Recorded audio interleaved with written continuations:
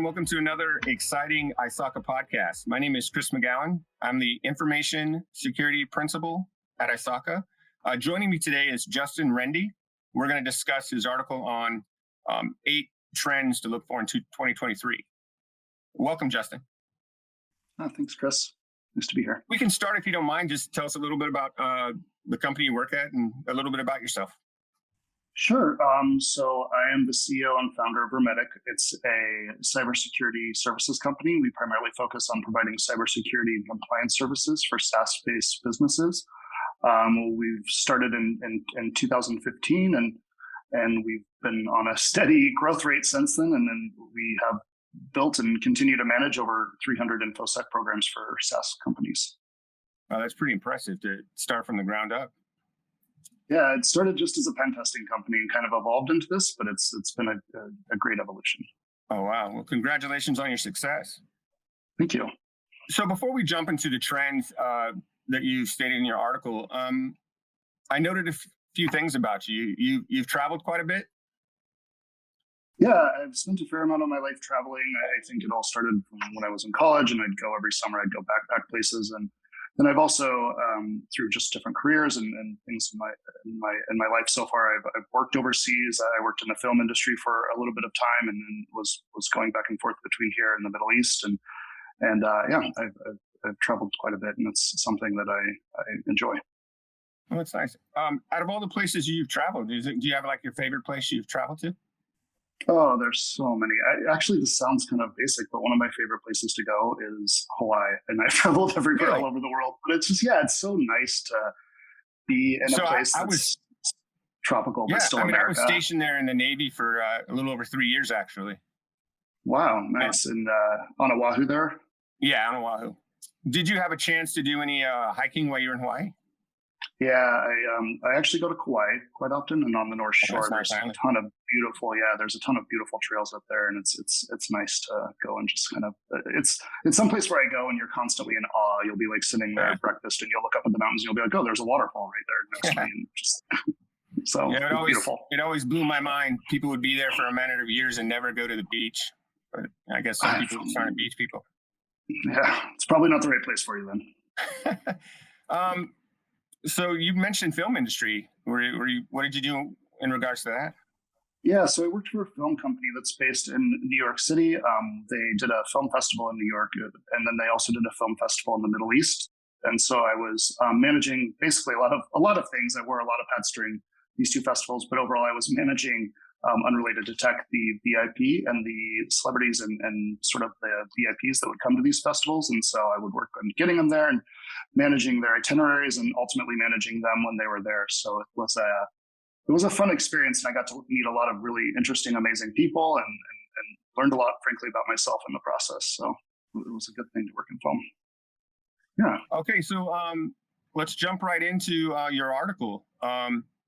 So right off the bat, it's a new year, and how often do you think companies should look and reevaluate their cybersecurity, policies and procedures?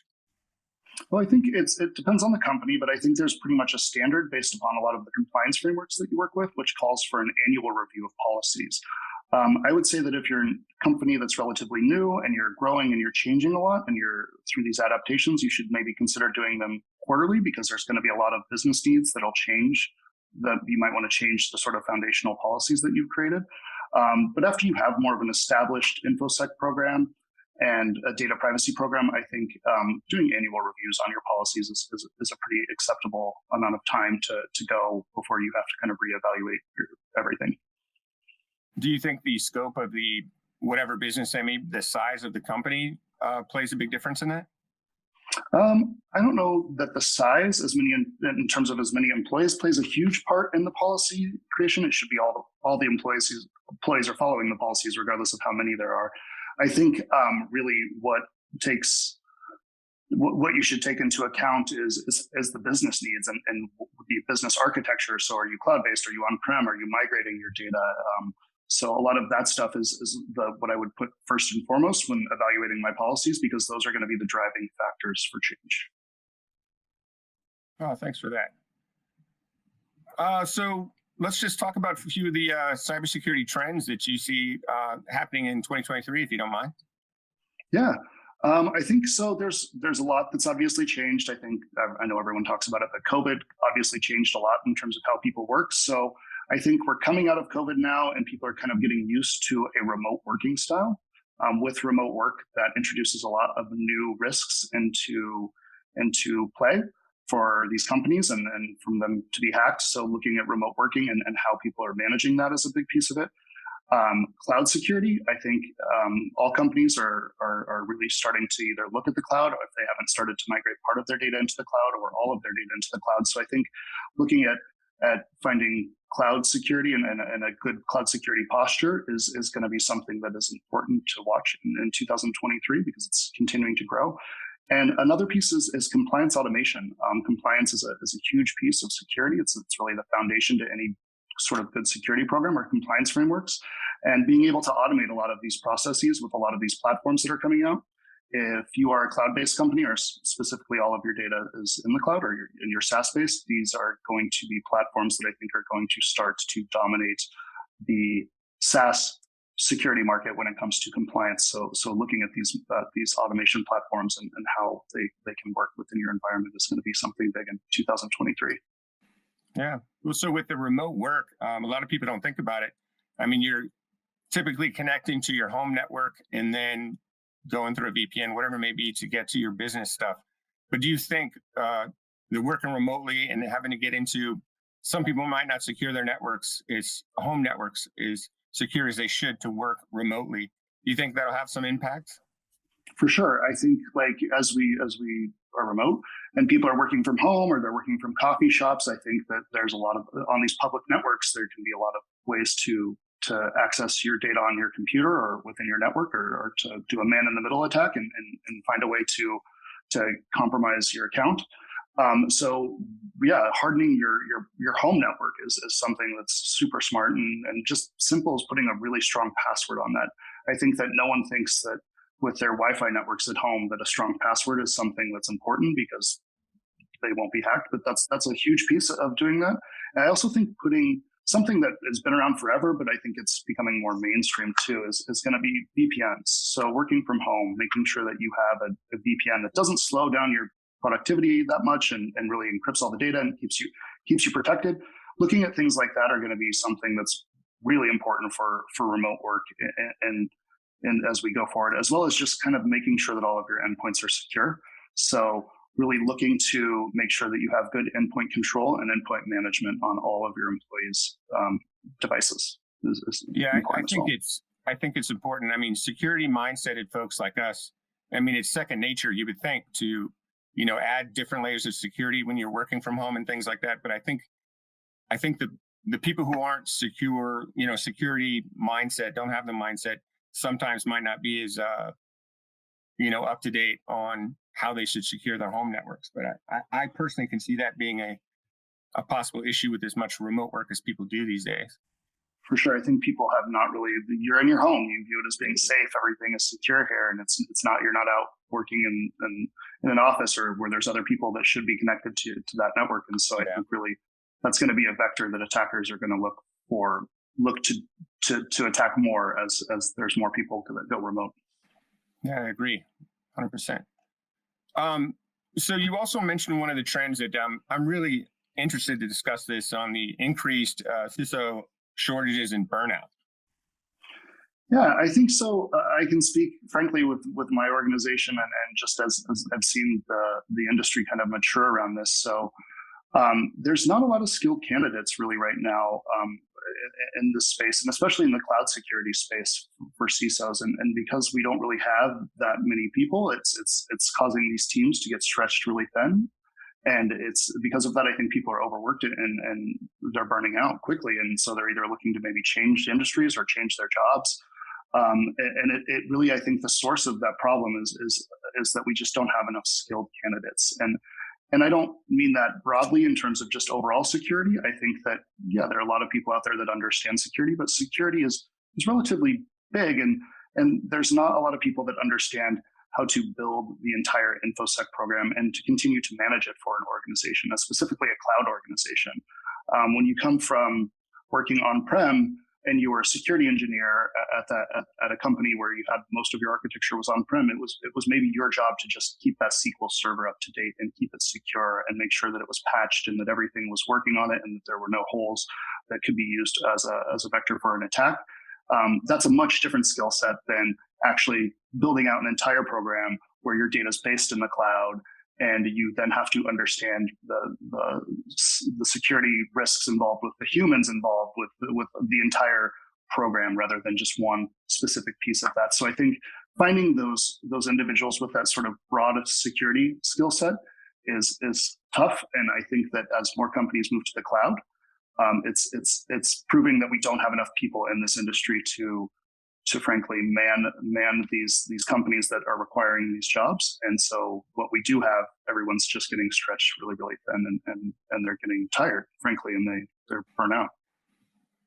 Yeah, I can agree with that. I did a little when I got put on this podcast to talk with you, I did a little research myself, and I'm just going to job listings and things like that and looking at the broad, what companies are looking for this role.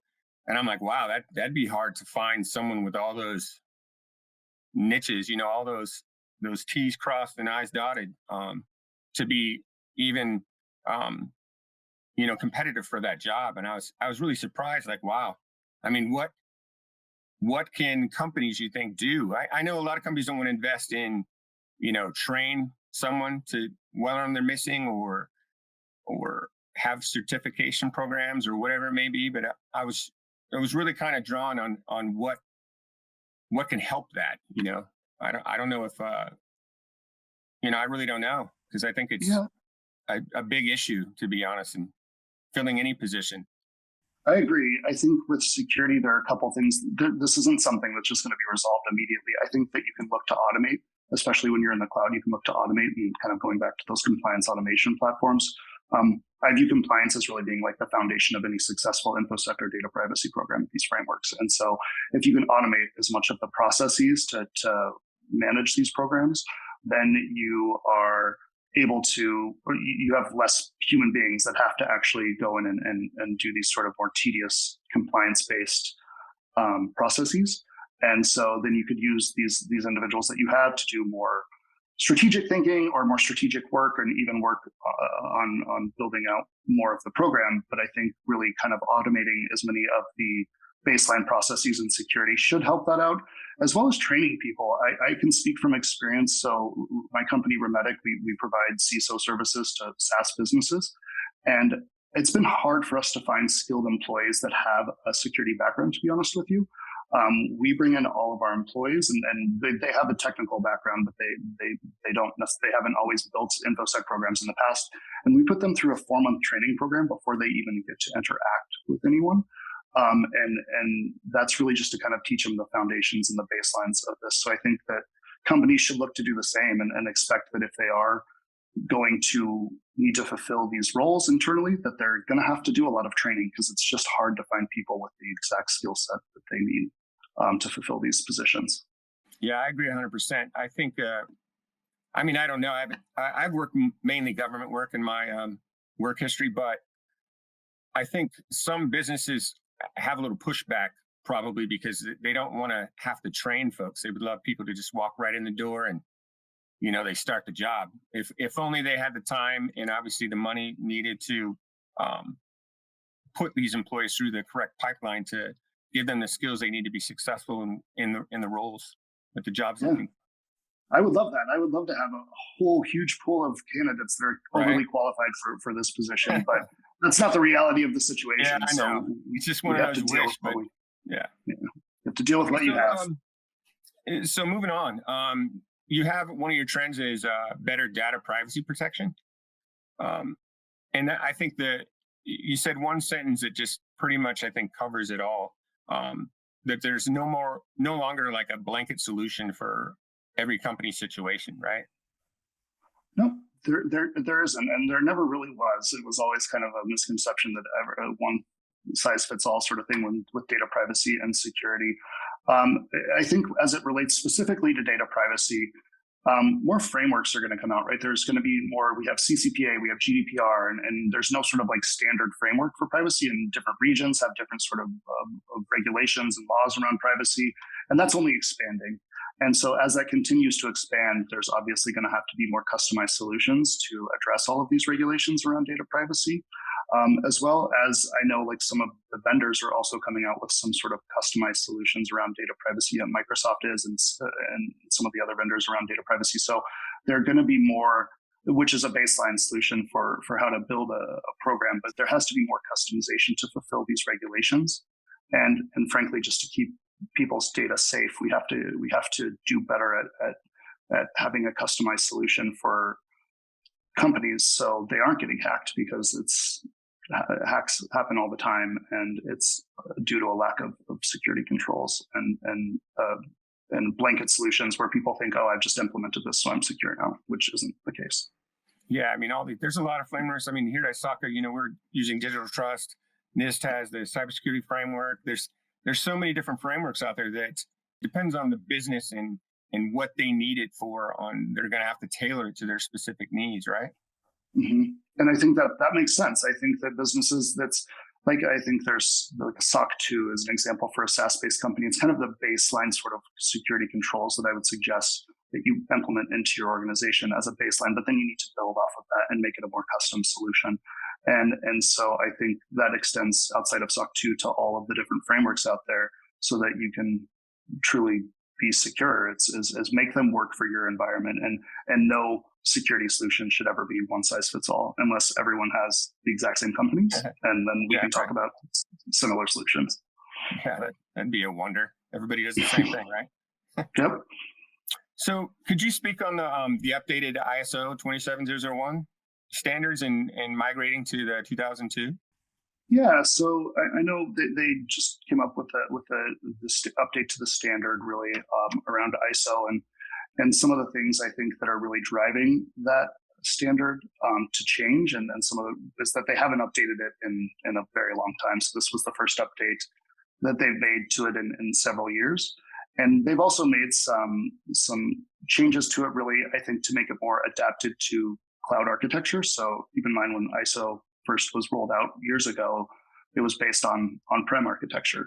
Now they need to adapt it more to companies that are based in the cloud. And they're also adding in some more language and some more controls around remote work, which I also kind of addressed earlier, I think is important as we go on, as companies are going to continue to be remote. So they're trying to address more modern risks with this framework, which is great. But still, I think we need to think above and beyond what these sort of blanket frameworks are providing, and how we can provide custom solutions to companies.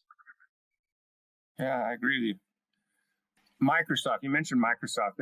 They're changing a lot of things now, aren't they, when it comes to audit programs and things, if you're going to work with Microsoft? Yep. So if you have your data in Azure, or you're using Microsoft in terms of infrastructure as a service provider, and you store data with that or with them, it's the SSPA program. So it's Microsoft's new Supplier Security and Privacy Assurance program. And it's really about kind of vendor management or about supplier management. So it's really ensuring that any of the vendors that you use that either have access to or to store or transmit your customers' endpoint data, so your customers' PII or EPHI if you're a healthcare company, it's about ensuring that all of those vendors that actually have that data or have access to that data will also have certifications, or will have the correct controls in place. A lot of these sort of controls, though, that they're requiring with the Microsoft SSPA are an overlap of controls that you'll find in SOC 2 or even in ISO 27001. So if you have those programs already implemented, you can take controls out of each one of those programs to fulfill the SSPA program. And it's a self-certification as well. So it's not something that you typically will have to go and pay an auditor to come in and conduct an audit. It's something that you can do internally yourself, and then fill out the self-certification form. But I think it's smart. I think it's smart for these organizations to start thinking about other vendors and how other vendors have access to the data and how to keep that protected. And I think that it's smart that it's kind of an overlap of existing frameworks, so that companies, if you have your data stored in Microsoft Azure, you're not having to spend thousands of dollars to reconfigure everything just based on this one program. You can likely just use the controls that are overlapping from SOC 2 or ISO if you've already implemented those. Well, what about the HiTrust assessment? Is that similar to what you're talking about? Yeah, so HiTrust is HiTrust is more about it's more about EPHI, which is health data, frankly, and it's more about how health data is how you can protect that. Healthcare organizations typically will need to implement some sort of framework to be compliant and to have their data, their electronic health data protected, their customers' health data protected. It's EPHI. And so with this, you're going to want to have specific controls and privacy controls in place and follow a specific framework to implement those. And that's what HiTrust is.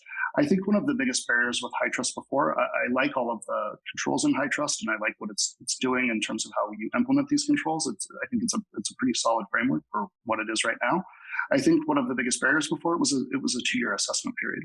And that's a lot, and it's a big expense. That's a lot for a smaller company to have to incur that sort of assessment period. And they've changed it to a 1-year assessment period now, which I think is going to be a lot more beneficial to smaller businesses, as it's something that it's now achievable for them. So I think if you are an organization that has any EPHI in your systems and the endpoint, like you should, it's now's the time. And you haven't looked at HiTrust before, now's the time to start looking at that and looking at how you can implement that within your organization.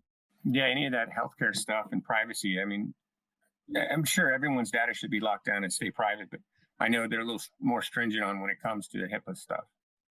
Yeah, I mean, it's your healthcare information. It's Exactly. something that you want it to be protected. You don't want that to be something that's out there in It's a lot the of world. personal information, right? Yeah. Exactly. So I think it's a smart thing to kind of implement the HiTrust framework if you are a company that has that data in your systems. So we've talked about a bunch of different trends that from your behalf you think you should look forward to in 2023. But like personally, I mean, agree or disagree that when it comes to trends and different things, I think companies need to continually look at what trends are because they change, right? Things could change.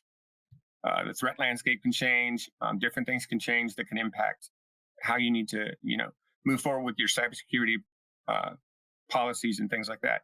But having all the policies in the world and great ideas, that's one thing. But how do you get buy-in from like stakeholders and executive leadership of, said company that you work for? You conduct a risk assessment and you show them what their actual risks are. And we put together a full risk assessment and then we present that to management so that they can understand their cybersecurity risk. And typically when you show them that and they understand that and they understand the risks involved with that, the buy-in is pretty easy because anyone that has a company that is collecting user data understands that that is their asset. And if there's a breach or that if that data is exposed somehow, it's going to be hugely detrimental to their company. So showing executives the risk and helping them understand the risk associated with each one of these actual risks that we've identified. If it's something that is manageable or something that I think we need to actually put a remediation strategy around, it typically is something that is a pretty easy buy-in because it just in the media and then out there everywhere, there's so much news about data privacy and cyber breaches and all of this other stuff that once you kind of put down on a piece of paper the risks that their organization faces, it's never hard to get them to buy into that at that point in time once you see it. Yeah, I'll have to agree. In my previous life, I worked for pen testing, blue team kind of stuff. And the biggest thing that scared, I'm going to say companies that we were working with was their IT infrastructure hated it because we would do our reports and we would hand them to the commanding officer or executive staff. And every single place we did would do the same thing every time. They're like, what's going on? We have possible vulnerabilities in this or that or whatnot. So it was very eye-opening. And that was the government side. I know it could be different in industry per se. But it was really eye-opening to them. And I think it got them to get buy-in to like, let's fix the problem. So I think that was very helpful.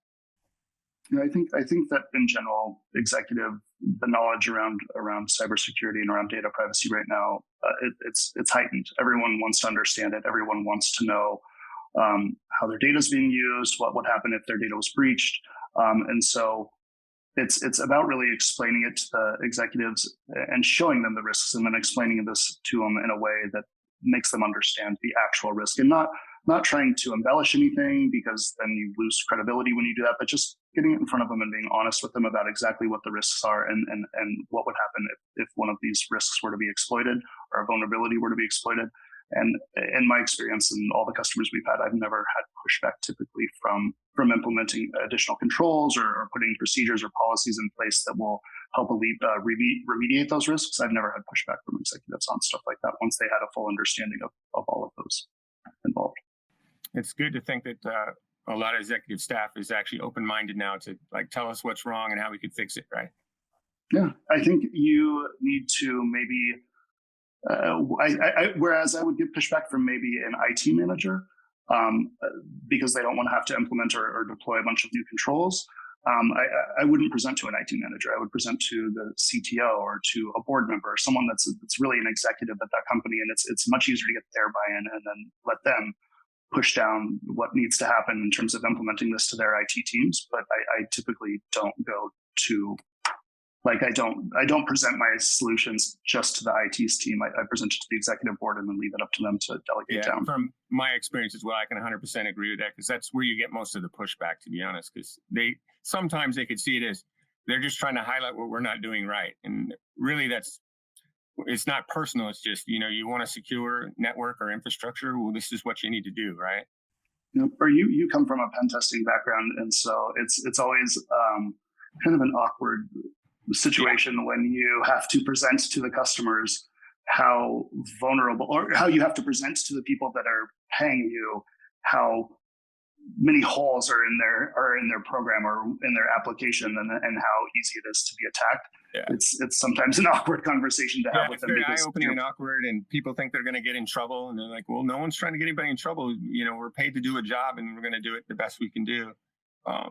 So we've talked about a lot of trends and stuff, but would you agree that the biggest vulnerability in any infrastructure, in any framework, I mean, you can have everything in place, but if the weakest link, right, people, if they misuse things, if they don't have proper training on phishing attacks, or just, I'm a firm believer that not just annual training, I don't know how periodically it could happen, but we can never stop training the average user on threats and things they shouldn't do. Would you agree with that? Yeah, I think it would be foolish for anyone to not recognize, regardless of what controls or how well of a security program they have set up within their organization, that their human beings are always going to be their biggest risk. I always tell everyone it's a lot easier to hack a human than it is a machine. And that's true. I think a lot of people, there's just a lot more that this person can expose to, and a lot more risk with this person, especially if they're not following good security practices. So by far, the biggest risk to any organization are its people, and how they protect the data that the organization has. Yeah, I mean, you can stand on a stool over and over again and preach, but if people don't take it in and realize that there are a lot of people out there who are trying to get you to give them information. I mean, today alone, I skimmed through my personal email, and I had one from saying that I needed to verify information on my Walmart account, which I don't have a Walmart account. And it just, for security-minded people, you're laugh it off, oh, wow. But some people might be like, oh, wait a minute. Do I have a Walmart account? What are all my passwords that I have, so I can put it into the site to see if it actually logs in? Because I don't know if I have that Walmart account. I mean, I giggle about it, but some people don't. They're just like, oh man, do I owe money? I don't understand. I got a text message this morning on my phone from a dentist office that I have never used before in my life, saying that I have to pay a bill and a link to paying that bill. But yeah, I think I get phishing emails on a daily basis, and so I would think that that's kind of the standard. And so people really do need to do a better job of understanding and educating themselves on this if they want to keep themselves and their job secure. Yeah, they wouldn't keep sending them if other people weren't clicking on them. You know what I mean? Exactly. Yeah. If they weren't working, they wouldn't keep sending them, for sure. Well, Justin, we're coming towards the end of our podcast. Do you have anything else you'd like to share with people watching? No, I think this has been great. I think I think I really appreciate you guys having me today, and it's been great chatting with you. Yeah, it's been great. I hope we get to do this again sometime. Yeah, for sure. Sounds great. Thank you so much. Well, to all of our people listening, if you're interested in reading Justin's article, you can click in the description. There'll be a link to his article. I highly suggest you read it. Well, for now, Chris McGowan signing out. Thanks again, Justin.